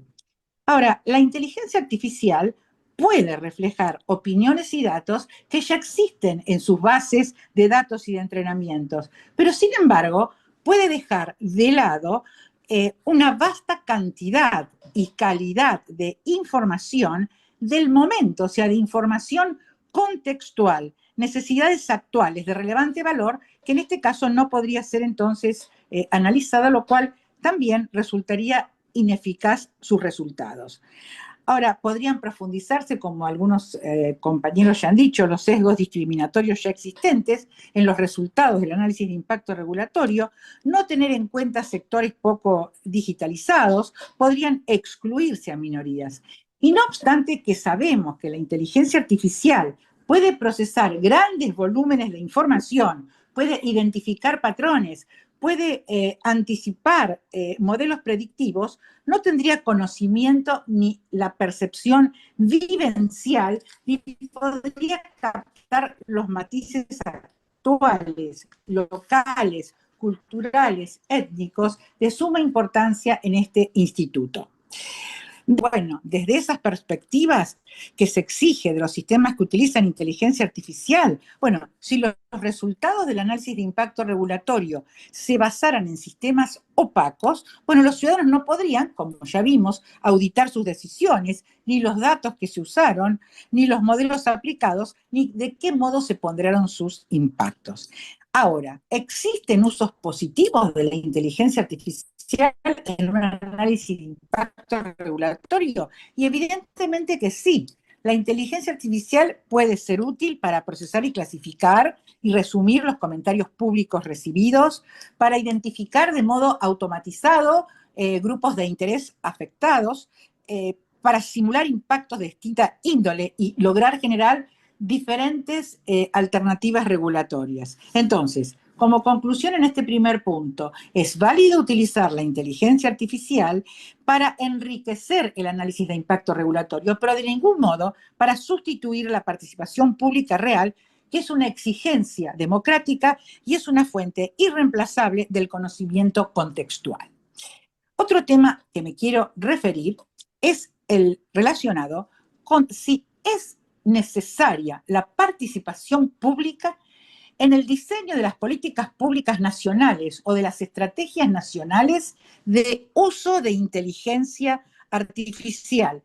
¿Y en qué medida y con qué alcance esa inteligencia, esa participación pública se hace? Bueno, frente a esta inquietud he encontrado un interesantísimo trabajo de investigación publicado en el año 2022 en la revista Derechos Digitales, autores Hernández, Paz, Canales y de Sousa, donde se proponen verificar el grado de esa participación en 4 países, Brasil, Chile, Colombia y Uruguay, partiendo del valor que esa participación pública tiene en el diseño de las estrategias nacionales de uso de inteligencia artificial y sobre todo porque estamos hablando de tecnologías que tienen la posibilidad de generar intrusiones no deseadas en los derechos de los ciudadanos.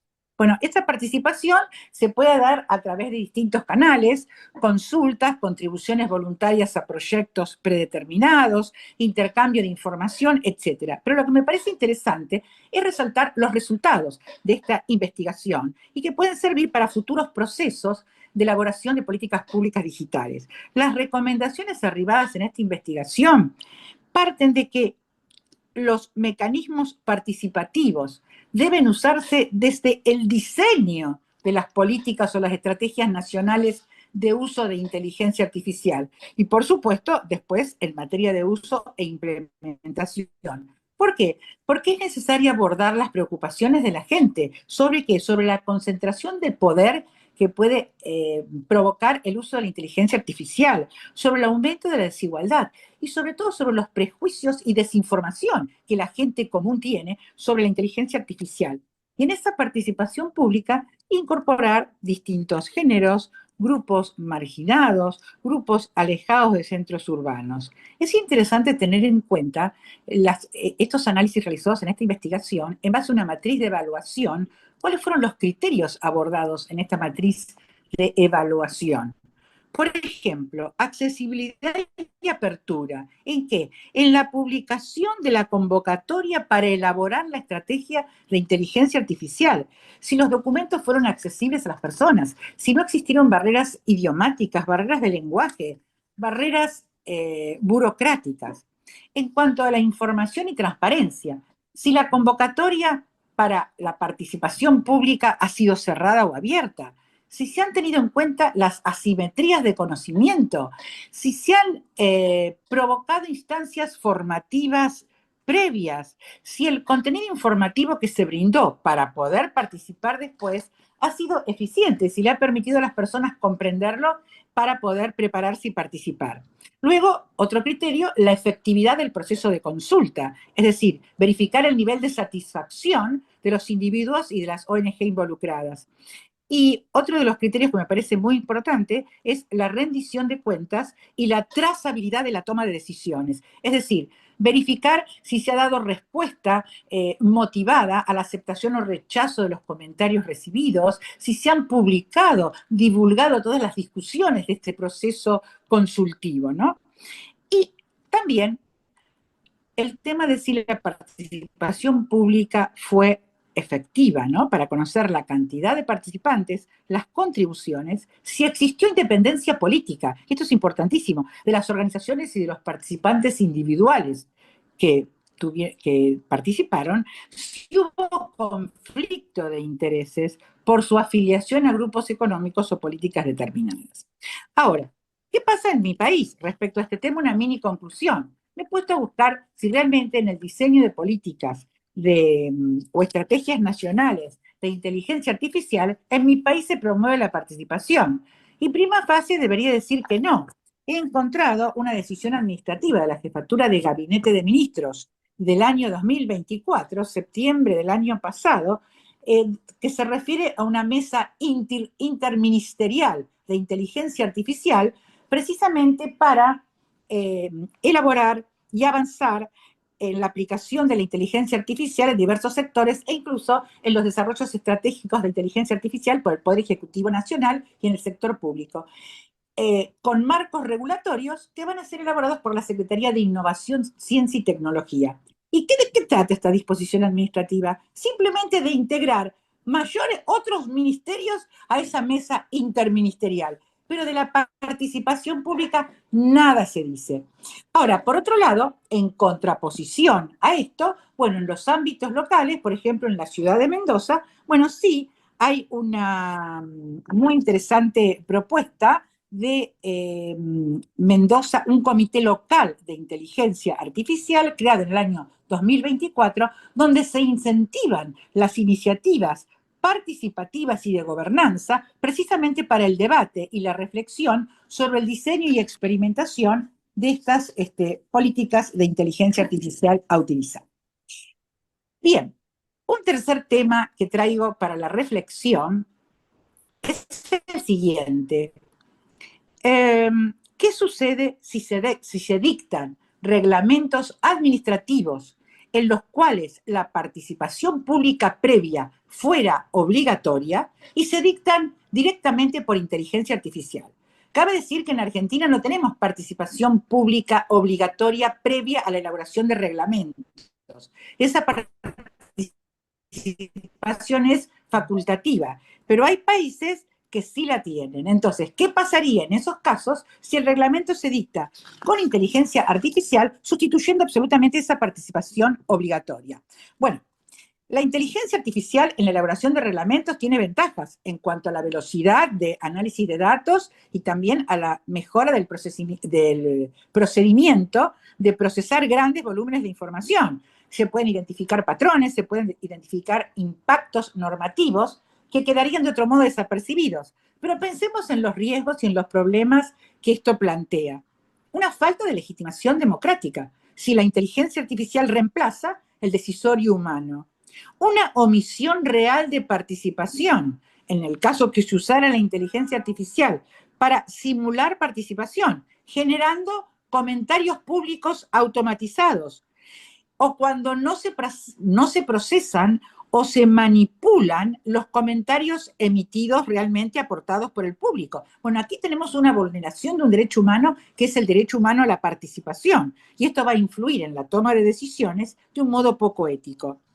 También, cuando se utilizan modelos opacos de inteligencia artificial, no se garantiza que el texto final del reglamento haya considerado en forma razonada todos los aportes públicos realizados y que pueden existir sesgos algorítmicos. Entonces, ¿qué puede hacerse para mitigar esos efectos? En primer lugar, la necesidad de implementar sistemas de verificación. ¿Y qué son estos sistemas de verificación? Permiten asegurar que la participación en consultas públicas es participación que proviene de personas reales y no de bots o de programas automatizados. En segundo lugar, ampliar posibilidad de participación presencial, fortaleciendo espacios donde la ciudadanía pueda directamente participar. Y luego, regular el uso de la inteligencia artificial, específicamente en la consulta pública, a través de salvaguardas, de modo que la tecnología que se use sea usada de manera ética y transparente, que son uno de los valores que pregonan el Reglamento de Inteligencia Artificial de la Unión Europea. Fomentar asimismo la educación digital. Entonces, como conclusión, la inteligencia artificial en la elaboración de reglamentos con participación pública puede ser una herramienta muy útil, pero jamás puede sustituir los mecanismos formales de esa participación.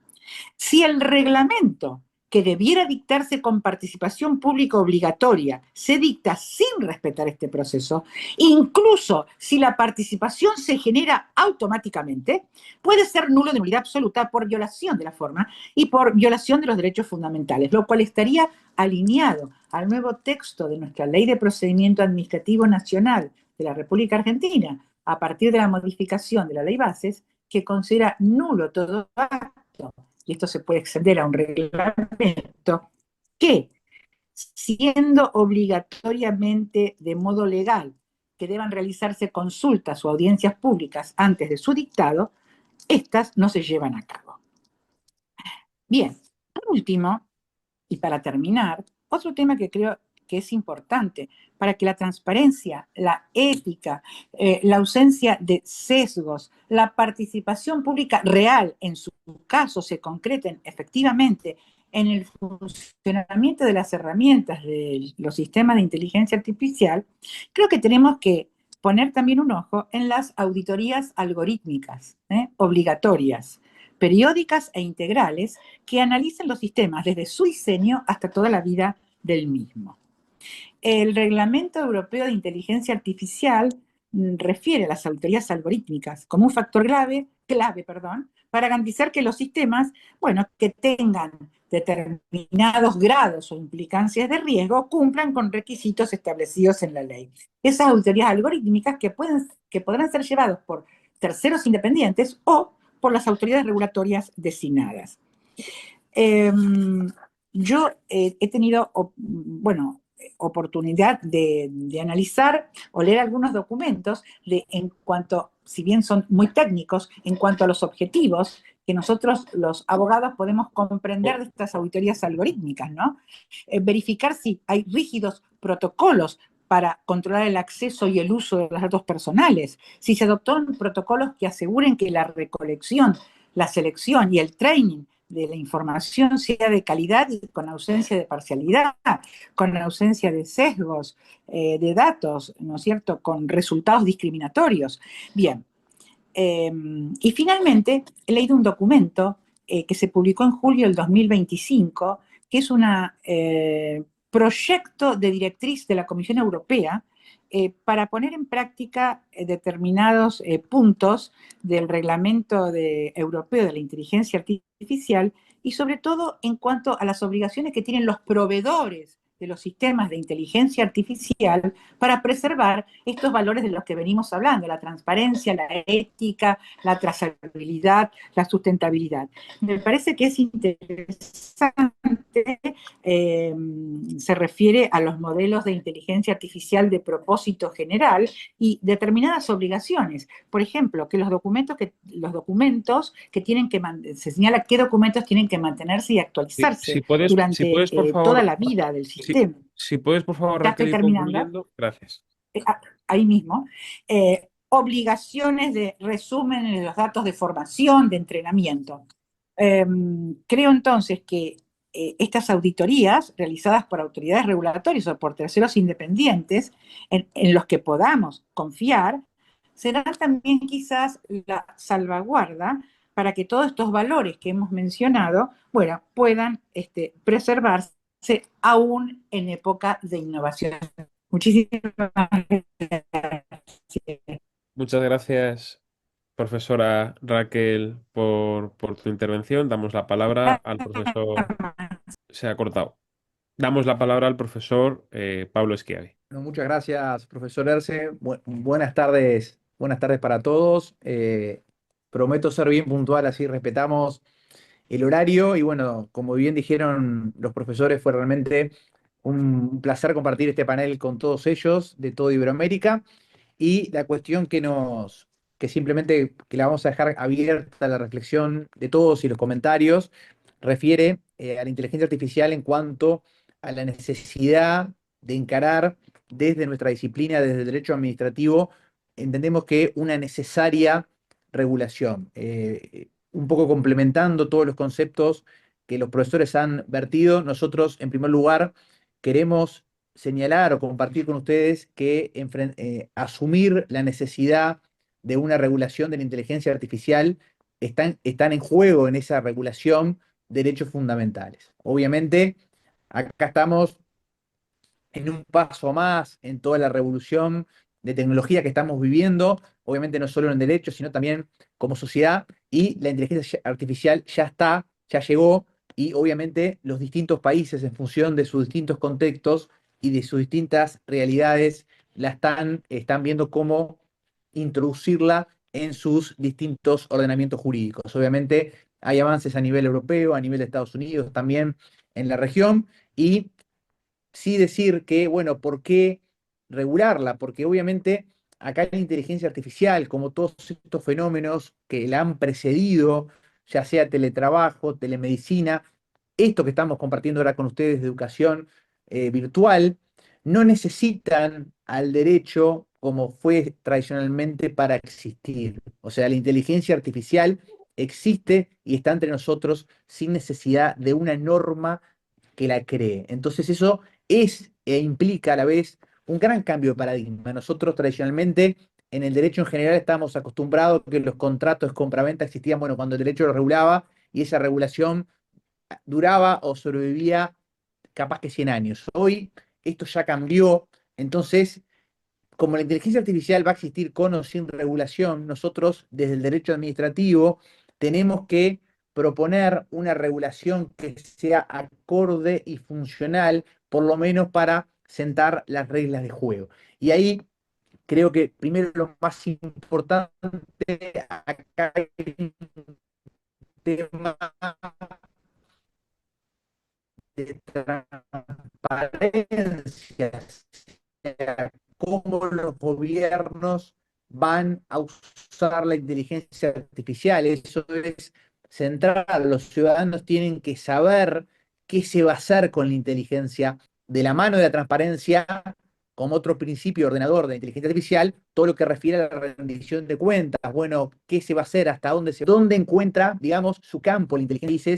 Cada vez son más frecuentes, y de hecho existen en todos lados, las bases de información pública. Esas bases de información pública, a las cuales, por lo menos en Uruguay, desde el 2008 existe una ley de protección de datos personales, donde se exigía escribirlas a las bases, donde hay un control de esas bases, hoy están cargadas de información personal de todos los ciudadanos, ya sea bases de identificación civil, bases del Ministerio del Interior, bases de defensa, todas las bases de información pública relativas a información bancaria, crediticia o tributaria. Todas esas bases hoy están en poder de los estados. Entonces, con ese campo, con ese dibujo, es que hoy aparece la inteligencia artificial que se va a nutrir de la información de esas bases que contienen información sensible, privada de los ciudadanos. Entonces, la reacción ante eso, ¿qué va a ser? ¿Podemos prescindir de eso? Yo entiendo que no. Ahora, no podemos tampoco dar un cheque en blanco para que haya un uso indiscriminado, por ejemplo, de esa información, que obviamente es información de ciudadanos, es información de personas. Por eso, de vuelta, en la regulación de la inteligencia artificial están en juego derechos humanos, están en juego derechos fundamentales. Creo que eso es una gran conclusión que tenemos que tomar como reflexión para pensar, y ahí creo que nosotros como artífice de todo esto, como desde la academia, desde lo profesional, desde muchos estudiantes que nos están siguiendo de toda Iberoamérica, muchos de ellos que son maestrandos, están pensando en hacer su tesis de maestría. Yo creo que acá encuentran un gran campo porque hay que escribir sobre esto, hay que pensar y hay que investigar. Entonces, creo que en esa regulación que yo digo, regulación siglo XXI, no regulación del siglo pasado, para encorsetar la inteligencia artificial, básicamente tiene que haber una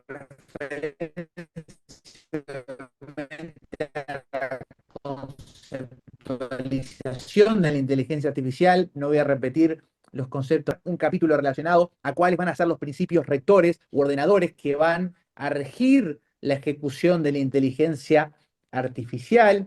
Después también, en tercer lugar, y me apuro así, respetamos todos los tiempos, el tema de la institucionalidad, o sea, el país cuando implemente vía ley o alguna reglamentación de inteligencia artificial va a generar o a crear una institucionalidad que hoy no existe en esos países, porque obviamente, ¿quién va a controlar todo esto? ¿Qué órgano público va a controlar la ejecución, la implementación y el seguimiento de la inteligencia artificial? Entonces creo que ahí es necesaria una institucionalidad, por lo menos incipiente, que no ahorque, digamos, a este fenómeno, pero que sí controle los usos. Creo que ahí, en cuanto al concepto, los principios, esa institucionalidad y después el control, porque acá la teoría del control que nosotros estudiamos en la facultad, que seguimos estudiando desde la docencia, toma una nueva dimensión, porque acá, ¿cómo vamos a controlar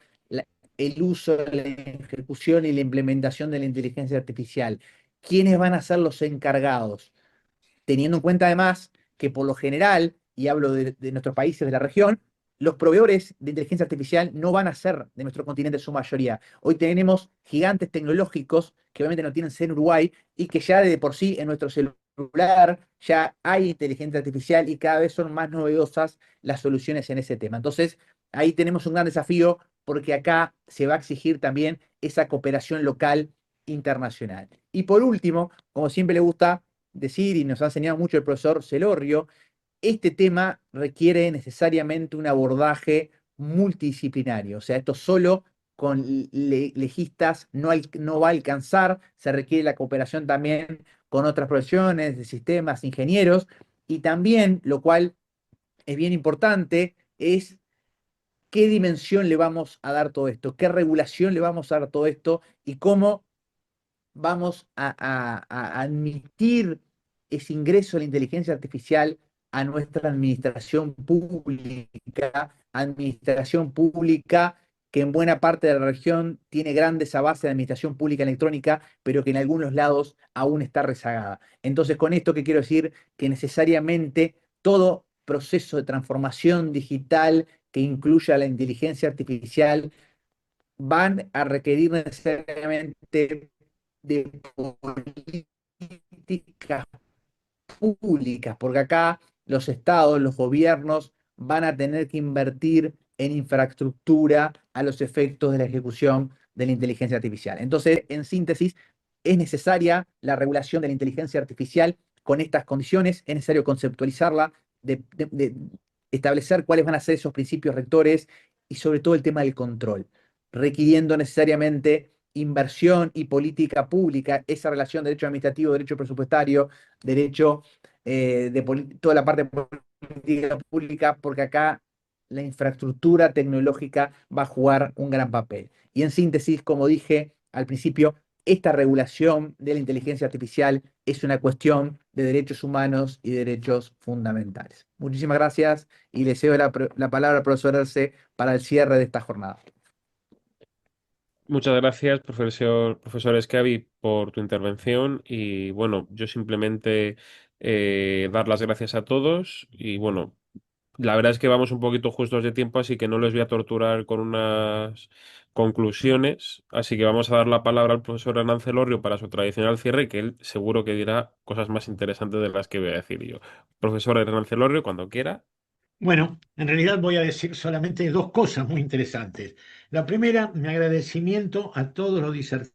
Realmente muy interesantes todas las presentaciones y además sé que implica un esfuerzo especial cuando tratamos temas, no sé si la palabra exacta es modernos, pero temas interesantes y con gran ausencia de antecedentes específicos sobre los cuales uno pueda sustentarse. Eso supone un trabajo muy especial de elaboración y bueno, de alguna manera creo que nuestro centro siempre se ha especializado en buscar ese tipo interesante. Es que la próxima reunión de octubre, y en ese seminario vamos a seguir tratando temas vinculados a inteligencia artificial. Y en esa instancia, el tema central va a ser la inteligencia artificial ante la contratación pública. Simplemente eran estas dos referencias, pues ya estamos muy en hora, y al reiterar mi agradecimiento a los disertantes y a los participantes, queda la invitación abierta para esta próxima reunión. Buenas tardes a todos, buenas noches a algunos y muchísimas gracias.